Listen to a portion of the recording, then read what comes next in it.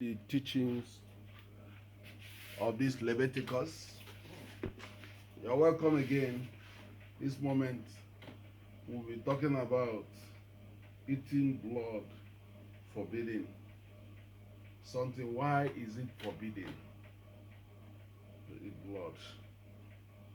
And I'll still use this place to answer some questions that has come to us. I'm still your brother Jessica Okechukwu, positioned here to help leaders and mentees from all walks of life recover their God's-given purpose. All we believe is the scriptures. The scriptures must be. There will be no heresy. If you know the scriptures, heresy will go, because you will not be tossed front and back on things you have already known. Listen to this. Leviticus chapter 17. I read from verse 1. The Lord said to Moses, "Speak to Aaron and his sons, and to all the Israelites, and say to them, this is what the Lord has commanded.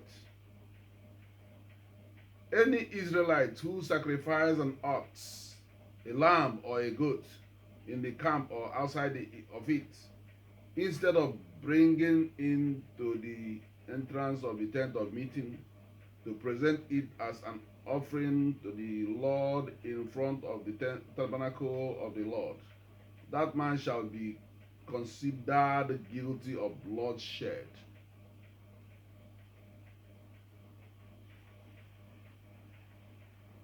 That man shall be considered guilty of bloodshed. He has shed blood and must be cut off from his people. This is so that the Israelites will bring to the Lord the sacrifices they are now making in the open fields. They must bring them to the priest, that is, to the Lord, at the entrance to the tent of meeting, and sacrifice them as fellowship offerings. It didn't start today. Do you hear what God is saying? Because so many persons in their time, it come to a time when people say, who is that man of God? What is it? Who is that pastor? Who is that? No. It's not done that way. Remember I said that in this time, God has made us a kingdom of priests according to the scriptures. Every one of us is called. But understanding you are called is a privilege. This place, it makes you to understand God don't beat organogram. He works with his organogram. You don't go and take laws into your hands or be doing it. God hates such things. You must do it the way God wants it to be done. Not because you know you can. If it's not the way God wants it to be done, you must. In this time, God said that Jesus told us that no one will come to the Father except through him. And so many persons, even in this our contemporary time, are overlooking it. They want to do things on their own. But God has set the standard. In this place, God is using this place to tell you that you cannot do all these things by your own strength.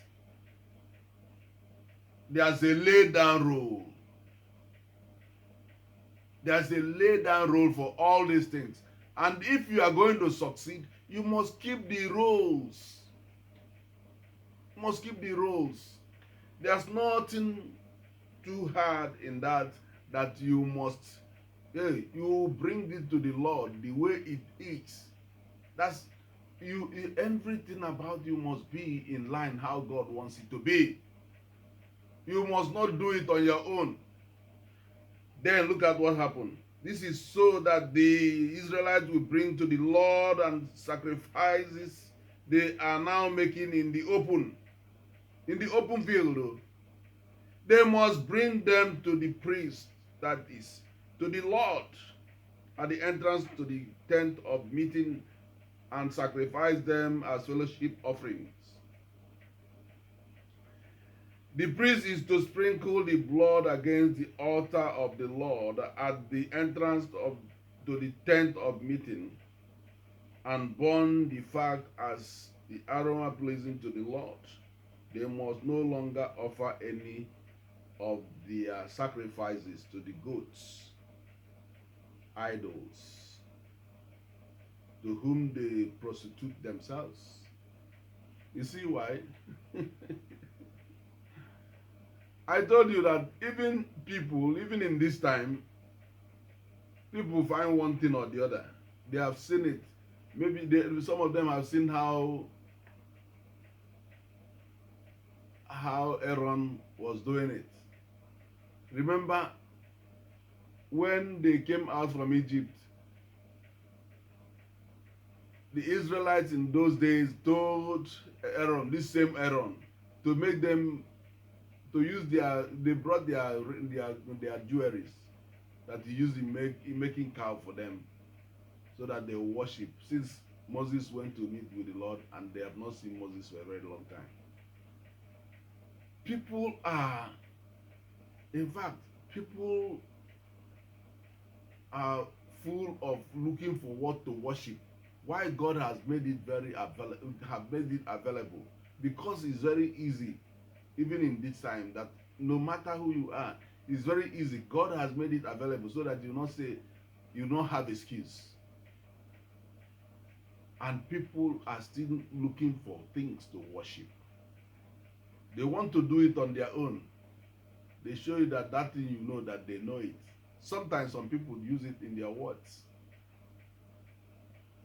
But God said no. Don't prostitute yourself with those good idols. You think he is a God. Because God hates such things. In fact, God hates everything disobedient to his words.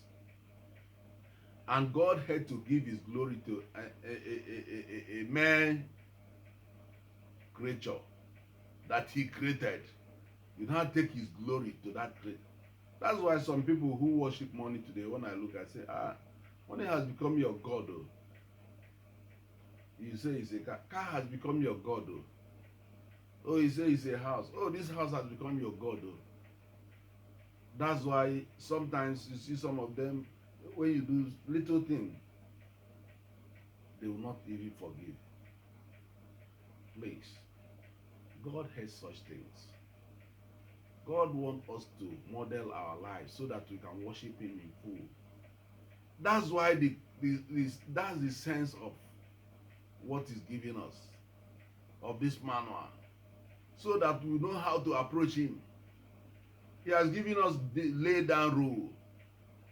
In this time, you can't come to the Father except through Jesus Christ. Mark it, you can't come to the Father except through Jesus Christ. And when you look at, say, you are following Christ, when you are following Christ, the life will look like that of Christ. Remember that the disciples were at Antioch. It was at Antioch that they named them Christians. And who named them? They were pagans. But when they looked their lifestyle, it was just like that of Jesus.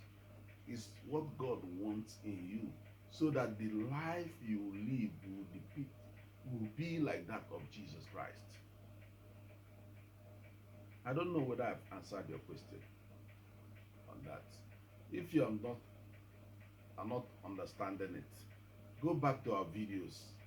Look, in fact, go back to the Genesis.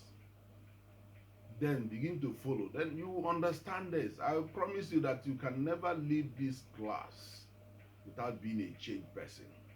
All the models we are giving you, you can never go through all these models without being a changed person.